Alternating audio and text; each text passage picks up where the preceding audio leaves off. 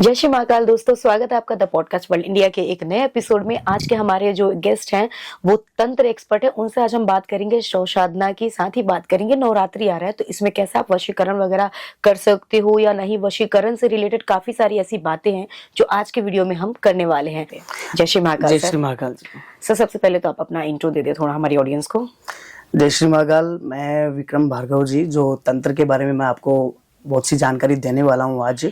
और कुछ भी आपको कोई परेशानी हो तो द पॉडकास्ट वर्ल्ड इंडिया से आप कांटेक्ट कर सकते हैं और मुझसे भी कांटेक्ट कर सकते हैं। ठीक है, वैसे मैं आपका कांटेक्ट वगैरह जो नंबर है वो डिस्क्रिप्शन में दे दूंगी, वहां से कांटेक्ट कर सकते हैं वो आपको।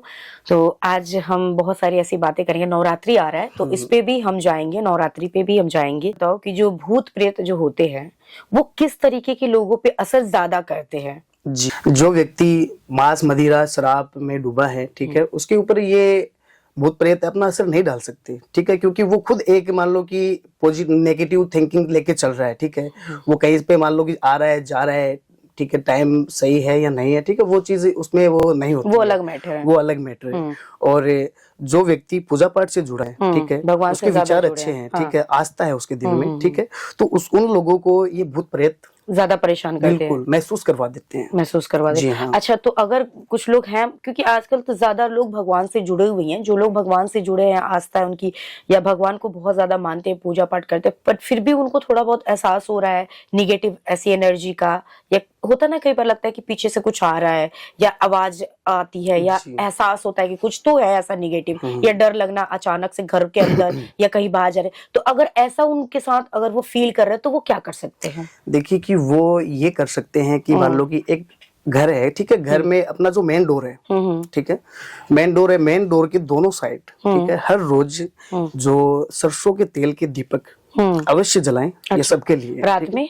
हाँ, शाम के वक्त। अच्छा, जो पूजा पाठ का हमारा टाइम होता है, सरसों के तेल का दीपक दोनों साइड जो घर का मेन डोर है, ठीक है, एक ये उपाय हो गया। और दूसरा उपाय ये है कि जो घर का जो मेन बाहर का डोर है, ठीक है, एक तो बाहर का हो गया और एक अंदर का हो गया, ठीक है। हाँ। अंदर का जो डोर है उसके दोनों साइड सरसों के तेल के दीपक जलाएं, अंदर भी और बाहर भी। जी हाँ, नहीं, अंदर वाले में, ठीक है, अंदर में और बाहर वाले तेल का दीपक जलाना। बाहर वाले में वो है कि शाम के वक्त जैसे पानी का मतलब पानी की एक रेखा लगा देना, रेखा मतलब कि पानी के छींटे मार देना, ठीक है ना, पानी में कच्चा दूध डाल के, ठीक है, और शाम के वक्त, ठीक है, एक साइड से दूसरे साइड तक, ठीक है, एक चौखट से दूसरी चौखट तक वो पूरी पानी और कच्चा दूध मिलाकर छींटे लगाना शाम के टाइम पे, और अंदर की तरफ सरसों के तेल का दीपक जलाना। जी हाँ, उससे देखो कि कोई भी, ठीक है, अपने पास कोई फील हो रही है नेगेटिविटी, कोई चीजें जो अपने आसपास नहीं भटकती है। और जो एक उपाय और भी है कि शाम के वक्त पूजा पाठ का जो हमारा वक्त होता है, कि जैसे कि आप पूजा पाठ करते ही हैं घर में, तो एक मान लो कि कपूर की 4 से 5 टिक्की ले लो, आप टिक्की ले लो और उनको जला के, ठीक है, चम्मच में जला के और पूरे घर में आप फैला दीजिए उनको, पूरे घर में घुमा दीजिए। आपका बेडरूम है, ठीक है, स्टोर रूम है, ठीक है, किचन है, जहाँ पे भी है, पूरा घर है आपको, वहां पे आप घुमाइए। वहां से आपको घुमाने से कोई भी नेगेटिविटी, कोई ये भूत प्रेतों वाली जो भी कहानी है, आपको कोई नहीं सताएगी। तंत्र में शव साधना भी बहुत ज्यादा नाम आता है उसका, लेकिन शव साधना हर कोई नहीं कर सकता जितना मुझे पता है। तो आप थोड़ा यहाँ पे बताओ कि शव साधना जो है वो किस तरीके के जो तांत्रिक होते हैं वो करते हैं, और कितने टाइम के लिए होता है, कैसे होता है ये प्रोसेस। देखिए, शव साधना जो होती है, ठीक है, आज कोई भी व्यक्ति, ठीक है, आज मैं, ठीक है, मैंने शव साधना करने से पहले दीक्षा लेनी पड़ती है। गुरु का बनाना बहुत ही आवश्यक है, क्योंकि गुरु के बिना इस जीवन में घोर अंधेरा है, ठीक है। गुरु की जो दीक्षा हो जाती है उसके बाद अपने को शव साधना दी जाती है, ठीक है। ये चीज मैंने खुद फेस की है, ठीक है। जो काशी में जो मणिकर्णिका घाट है, वो जो शमशान है 24 घंटे जलता रहता है, क्योंकि उस शमशान को भगवान शिव का श्राप दिया गया है, अच्छा, ठीक है। क्योंकि हमने मान लो कि वेदों में हमने पढ़ा है, ठीक है, हमारे हिंदू धर्म में कि सूर्य अस्त होने के बाद अंतिम संस्कार नहीं होता है किसी का, और वहां पे 24 घंटे चलता है, ठीक है। वहां पे मैंने ये जो देखा है कि दीक्षा होने के बाद और वहां पे जो डेड बॉडी जल रही है उसके पास बैठा के उनको शव साधना की सीख दी जाती है। शव पे बैठा के शव जी हाँ, साधना करते सीख हैं। दी जाती है। तो ये मतलब कोई जो नॉर्मल जो तांत्रिक है वो भी कर सकता है या सिर्फ एक्सपर्ट ही कर सकते हैं इसमें? देखिए जो तांत्रिक जो होगा, ठीक है, गुरु के बिना, मैंने बताया कि गुरु नहीं हो दे रहा है, सकता, ठीक है, हाँ, गुरु हाँ। जो चीजें अपने को दे रहा है, ठीक है, वो क्या दे रहा है कि सबसे पहले हमारा प्रोटेक्शन, ठीक है।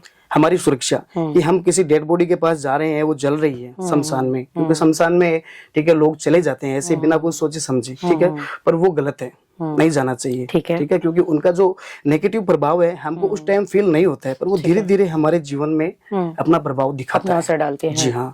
तो गुरु अपने को जो प्रोटेक्शन देता है, सबसे पहले अपने को है कि गुरु मंत्र देता है, और वो चीज देखो कि किसी के सामने वो शेयर नहीं की जाती है, क्योंकि जो गुरु मंत्र दे देता है वो सिर्फ गुरु के और शिष्य के बीच में ही रहता है। ठीक है। वशीकरण कवच जो होता है या यंत्र जो होता है वशीकरण, वो क्या सच में काम करता है? जी हाँ, वो सच में काम करता है। अच्छा। जैसे मान लो कि किसी ने वशीकरण कर दिया, ठीक है, क्योंकि वशीकरण लोग करवाते हैं, ठीक है, आजकल के टाइम में तो देखो कि अपने फायदे के लिए, अपने उद्देश्य को पूरा करने के लिए, किसी से मतलब हाँ करवाने के लिए, किसी से अपना काम निकलवाने के लिए कर देते हैं, ठीक है। और जो देखो कि ये जो वशीकरण है, वो लोग बोलते हैं कि ये सच है या झूठ है, ठीक है, कुछ है नहीं, पर मैं आपको सच बता रहा हूँ आज कि वशीकरण का उल्लेख जो हमारे 4 वेद है, चारों वेद में से हमारा जो वेद एक है, जो अथर्ववेद वेद, उसमें भी वशीकरण का उल्लेख मिलता है, ठीक है। तो इसको हम देखो कि मेरे से सबसे यही गुजारिश है, ठीक है, कि इसको आप मतलब कि नॉर्मली मत ले। वशीकरण जो होता है वो पॉजिटिव के लिए करते हैं, पॉजिटिव के लिए करो आप, किसी गलत काम के लिए, गलत यूज के लिए ना मत करो। जी हाँ, ठीक है।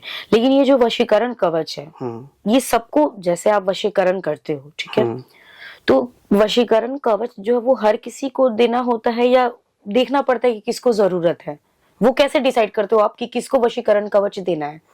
देखो, वशीकरण जिस पे हो जाता है, ठीक है, आज मान लो कि किसी भी व्यक्ति पे, किसी भगत पे वशीकरण हो चुका है, ठीक है, उसने मान लो कहीं पे पूछा या फिर मुझसे कांटेक्ट कर लिया कि महाराज जी ऐसी ऐसी बात है, मेरे साथ ये सब कुछ हो रहा है, मतलब ऑलरेडी किसी ने वशीकरण उस पे कर रखा है, उसके बाद वो आपके पास आया परेशान होकर, ठीक है, जी हाँ, ठीक है। तो वशीकरण आपको ये फील करवाएगा कि एक तो मान लो कि वशीकरण क्या है, वशीकरण ये है कि एक शरीर की जो ऊर्जा होती है, शरीर की जो ऊर्जा होती है वो दूसरे शरीर में ट्रांसफर की जाती है, ठीक है, ठीक है, ट्रांसफर की जाती है, और जिसके ऊपर वशीकरण हो जाता है उसको ये फील होता है कि कुछ ना कुछ मेरे पास है, ठीक है, कोई मुझे कुछ फील हो रहा है, मतलब निगेटिव में या फिर वशीकरण से रिलेटेड कुछ भी, अचानक से शरीर पे दबाव आना, अच्छा, ठीक है, हैवीनेस हो जाती है बॉडी पे, हो जाती है, ठीक है, और फिर है कि देखो कि उसके शरीर की जो भी ऊर्जा है, हमारी सकारात्मक ऊर्जा है, वो दूसरे शरीर में परिवर्तन हो जाती है, ठीक है, ठीक है ना। और वशीकरण कवच कितने टाइम के लिए किसी को पहनना होता है? अगर कोई वशीकरण कवच आप किसी को दे रहे हो, जी, ठीक है, तो वो कितने टाइम उसको धारण करता है? और उसकी कोई विधि होती है? जी हाँ, विधि होती है। देखो कि वशीकरण जो कवच है वो जो वैदिक क्रियाओं के द्वारा, वैदिक मंत्रों के द्वारा वो सिद्ध करना पड़ता है, अच्छा, ठीक है। जो वैदिक क्रिया होती है वो हम किसी भी मान लो कि गलत विद्या में यूज नहीं ले सकते, उससे सिर्फ देखो कि हम भला कर सकते हैं, उसी से वो सिद्ध किया जाता है, और सिद्ध करने के बाद किसी भी व्यक्ति को वो दिया जाता है, ठीक है। क्योंकि पहली बात तो ये कि वशीकरण लाइफ टाइम नहीं हो सकता, ठीक है, कुछ टाइम के लिए हम कर सकते हैं, ठीक है। तो और कुछ टाइम का जो वशीकरण हो जाता है उसको काटने के लिए, उसके प्रभाव से दूर होने के लिए हम वो सिद्ध यंत्र देते हैं वशीकरण का, ठीक है। वो इंसान लाइफ टाइम तक पहन सकता है, अगर वशीकरण है तो भी पहन सकता है, नहीं है तो भी पहन सकता है। अच्छा, अगर कोई आपके पास वशीकरण कराने के लिए आ रहा है, ठीक है, मान के चलो उस पे पहले से ऑलरेडी वशीकरण हो रखा है, तो आपको कैसे पता चलेगा कि उस पे वशीकरण हुआ है या नहीं हुआ है? ये प्रोसेस होता है कुछ पता करने का? जी हाँ, प्रोसेस होता है कि आज ठीक है किसी पे वशीकरण हो चुका है, वो मेरे पास आया, ठीक है, कि मेरे ऊपर मतलब कि वशीकरण है या नहीं है, मतलब कि मेरा जो शरीर है वो बहुत ज्यादा मतलब कि एक कमजोर होता जा रहा है, अच्छा, धीरे धीरे, और जो कुछ चीजें मतलब जो कुछ होता है, ठीक है, मुझे उनमें कोई इंटरेस्ट है नहीं, फिर भी मैं उनमें इंटरेस्ट रख रहा हूँ, अपने आप मेरा माइंड है वो कहीं और जगह पे लगने की कोशिश कर रहा है, ठीक है, वो एक वशीकरण का संकेत होता है, ठीक है। और अचानक से मान लो कि एक अपने शरीर से ले लो या फिर घर में कहीं से ले लो, तो आप एक जो वशीकरण होगा तो आपको एक ऐसी दुर्गंध महसूस होगी, ठीक है, दुर्गंध, में लाने जी हाँ, लगेगी। वो होगी, वो एक मान लो कि अनजानी दुर्गंध, ठीक है, आपको पता नहीं चलेगा कि ये किस चीज की दुर्गंध है, उसी से वो पता चल सकता है। अच्छा, नवरात्रि आ रहा है, अभी नवरात्रि आने वाला है, तो इसमें भी तंत्र का बड़ा इस्तेमाल करते हैं जो तांत्रिक होते हैं, बहुत यूज होता है, चौराहे वगैरह पे भी आपको देखने को मिलेगा कि तंत्र करते हैं, तो उसके बारे में कुछ बताइए, कैसे बच सकते हैं, नवरात्रि आ रहा है उसमें।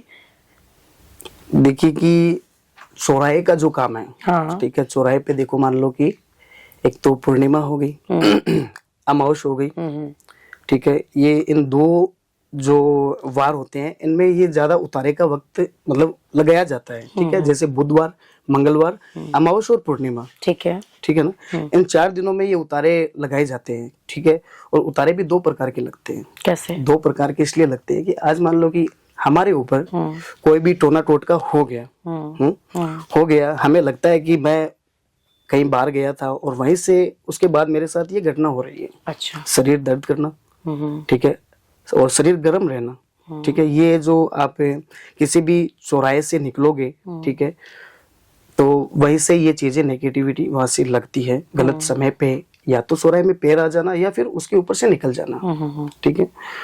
पहला तो ये देखो कि हो गया टोने टोटके का, और जो दूसरा जो उतारा होता है वो हम लगाते हैं, मान लो कि किसी की दिनचर्या खराब चल रही है, ठीक है ना, क्योंकि हम किसी को मतलब कि टारगेट नहीं कर सकते कि इस पे तंत्र ही है, हाँ। ठीक है, क्योंकि तंत्र के भी अलग संकेत होते हैं और जो हमारी दिनचर्या है उनका भी फर्क होता है। जैसे मान लो कि 9 ग्रह होते हैं, ठीक है, 9 ग्रह में भी कुछ ग्रह अपने ऐसे होते हैं जैसे राहु और केतु, ठीक है, उनके उतारे लगते हैं, ठीक है, और उतारे उनके ऐसे लगते हैं कि राहु का और केतु का जो उतारा लगेगा वो बुधवार के दिन ही लगेगा, ठीक है, जैसे मान लो कि मीठा दान, ठीक है, जैसे मिट्टी का बर्तन हो गया, मिट्टी के बर्तन में मीठा दान, और मीठे दान के ऊपर, मीठा दान क्या होगा?